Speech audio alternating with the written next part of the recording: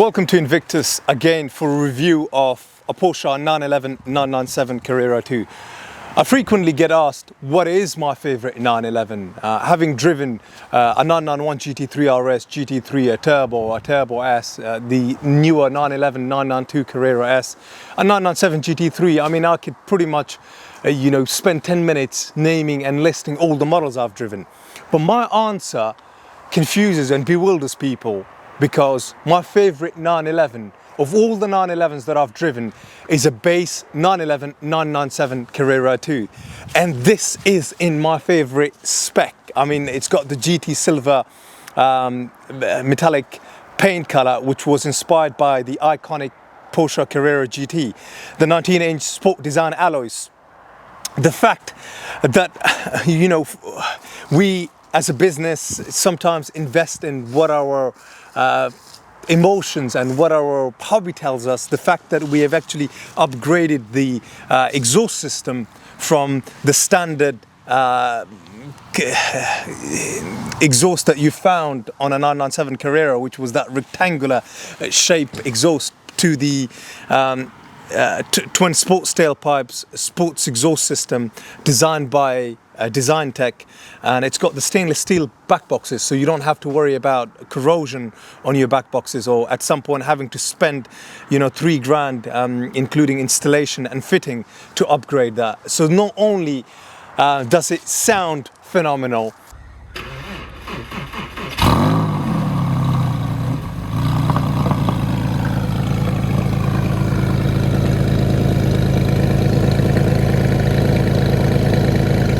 but it drives absolutely phenomenal. And coming to the point of it driving phenomenal, to me, a car is all about how you drive it, how you push it, how you get the best out of it. And for me, the 997 Carrera 2 offers more than enough brake horsepower. I mean, it produces 321 bhp, 370 Newton meters of torque, and the 0 to 60 is possible in 5 seconds. So what this offers is plenty, and it is everything that I would need in a 911. And the fact the base Carrera doesn't have the widened body shape of the Carrera S or the 4S, I like the nimbleness and the agility and the flexibility that the base offers, and the fact that it doesn't have PASM, which is another thing to go wrong in a car, and that it's just on the standard comfort suspension that comes from the factory. And the biggest thing, which might surprise some of you, because there are people that may disagree with that assessment, is the fact that it has the indirect fuel injected engines. Because it might not sound like the iconic air-cooled 911, it might not sound as good as that, but to me an indirect fuel injected engine still has a pulse, a heartbeat. I feel like it has a soul of its own. You can interpret that however you like, and I'm just going to get into it, start it up, and I want you to actually feel what I feel.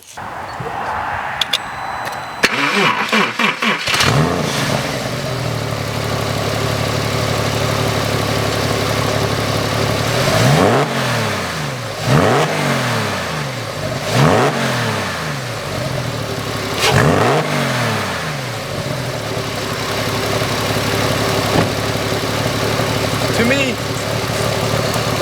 let's get my microphone out of here.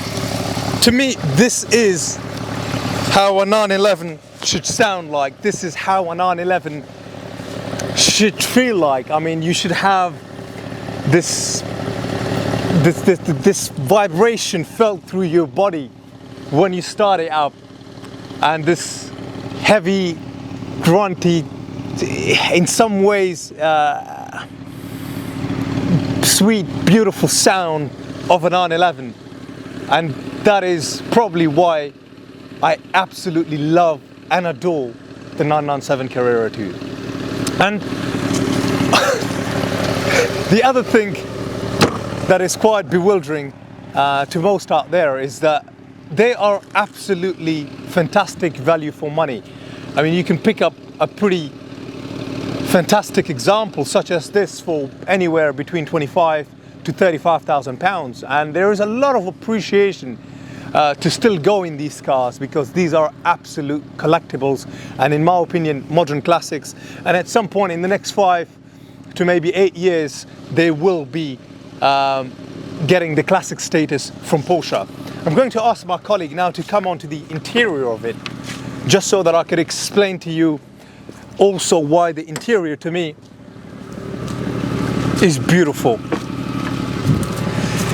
The older 911s had this, quirky interior, there's 2-3 different colors of an interior. I mean, this has this cocoa brown leather interior. I mean, it's still in some way subtle, and at the same time, it kind of makes you think and feel that you're driving something different. And this leather is all the way there, from the front of the dash to all the way to the back, including having the carpets in the exact same color. The rest of the spec is the Bose sound system, the navigation connectivity, as well as, it's not as if anybody still would be putting in a SIM card in here to make telephone calls, but this was the technology for the day. And also the steering wheel here is also wrapped in the brown leather. It's got the 6-speed manual transmission, which to me, in my opinion, is extremely engaging. It's currently done 83,643 miles, and with us at Invictus, it's also gone in through 111-point health check with AMS Porsche, and we have done close to £3,000 worth of work on this vehicle. But it drives absolutely phenomenal, and we're going to just take it out for a little drive and just explain to you what an engaging, what a precise mechanical gearbox, and what a precise, beautiful car it is. And something else that I don't want to forget is the practicality that a 911 offers. The number one aspect here is the fact that the engine is behind the rear wheel axle.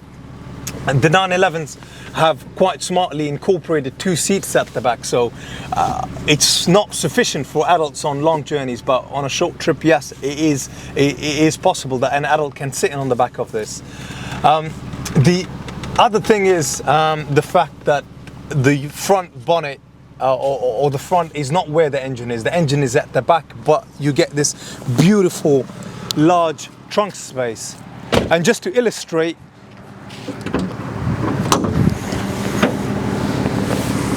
you could easily get a couple of suitcases in here. And I'm 5'8", and I can tuck myself in here, but I don't recommend you doing that. So it's a big trunk space here at the back, and you've still got a bit more space here. This is where your CD, the DVD or the CDs go in, and the Porsche navigation system, and the batteries here at the front. All of this combined not only makes the 911 to me a very desirable prospect, but the 997 Carrera 2 an extremely desirable prospect. But enough of talking, let's prove it by what it's like and how it drives. The driving part is by far my favorite part of these reviews. Something that is quite critical is having this fob that you get with the Design Tech Sports exhaust, because you can actually switch off and then switch on depending on the kind of a sound you want from your exhaust. When you switch it off, it will sound like a standard 911, and when you switch it on, it's just got this angrier, gruntier sound that you would expect of the Porsche sports exhaust system.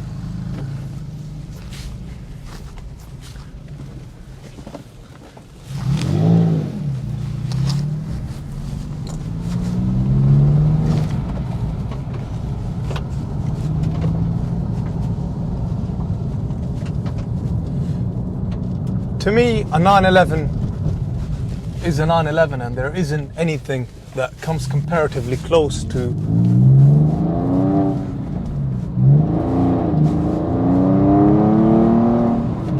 this sound. And this is why I love the 997 Gen 1s, because without even having the sports exhaust system, there's a rawness and there's this beautiful simplicity, this analogness to it, this timepiece sort of watch that you get. And to me, I feel like I don't get that with the direct fuel injected engines. I don't get this on the 991. And should I want, I could switch off the exhaust system.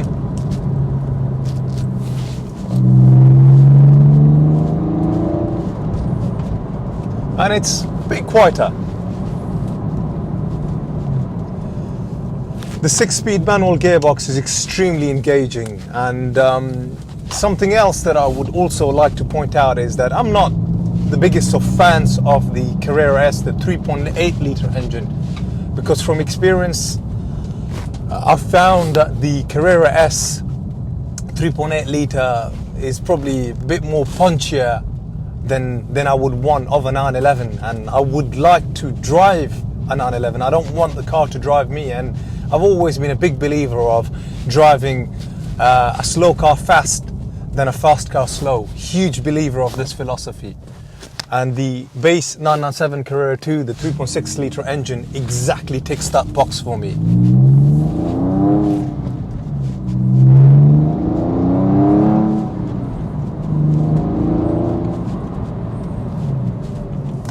And the braking system, the fact that it's got hydraulics, steering, all of this,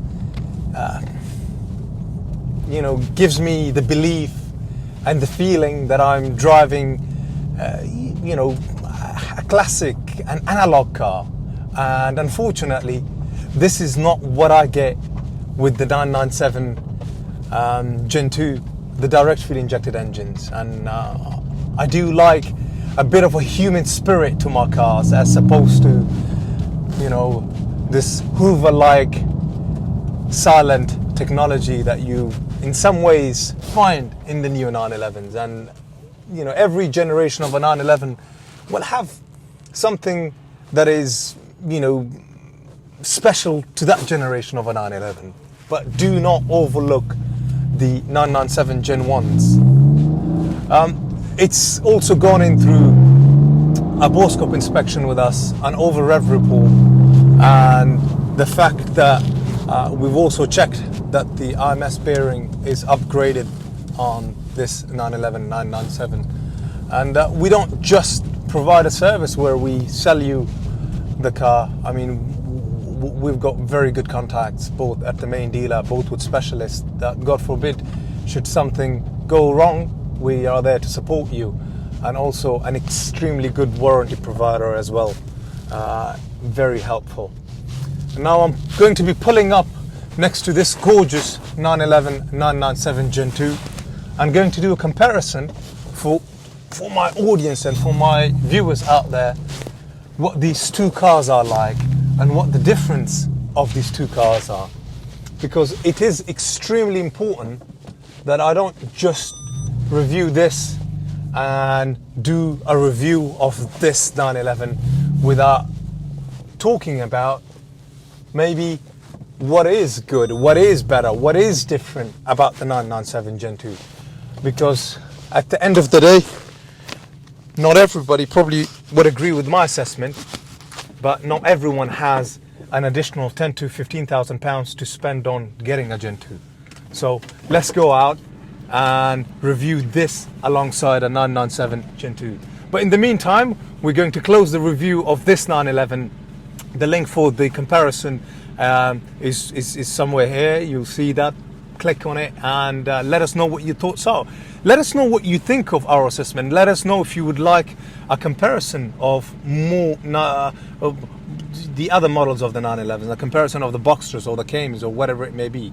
But please don't forget to comment, like and subscribe. Thank you very much for your time. Bye-bye.